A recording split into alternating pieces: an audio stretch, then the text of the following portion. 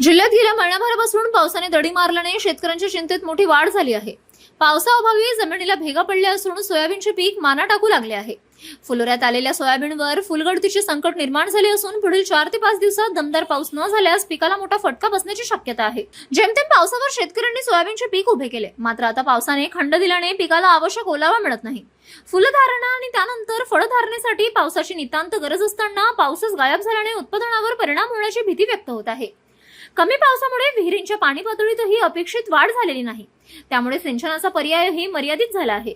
पाऊस आणखी लांबल्यास हातात आलेले पीक वाया जाण्याची भीती शेतकऱ्यांना सतावत असून जिल्ह्यावर दुष्काळाचे सावट निर्माण झाले आहे। महादेव विठोबा जोंधे बोलतोय, सांगलीहून बोलतो. आता ही शेताकडे मी रोज येतोय, पण काय शेताकडे येऊ वाटेना आणि समजा सुकून चाललंय. ह्याचं आता काय करावं म्हणून ही परिस्थिती वाईट झालेली आहे आमची. त्याच्यामुळे आता काय करावं हीच आम्हाला काय सुचना गेली. आता ह्याचं काय करावं हे असं काय घरी घेत पाऊस पाऊस तर 1 महिना झाला नाही.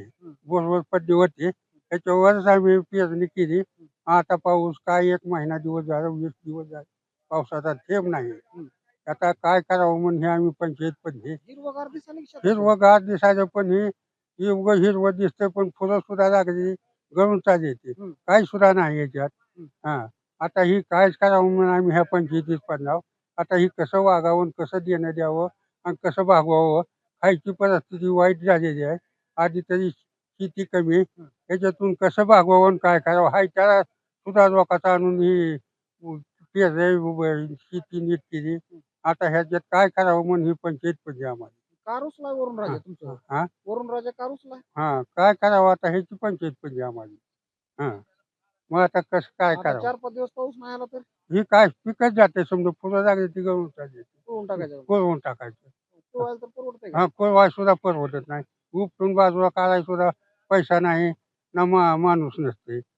काय करावं म्हणून ही पंचायत पडली. द्यायला काय द्यावं माणसाने.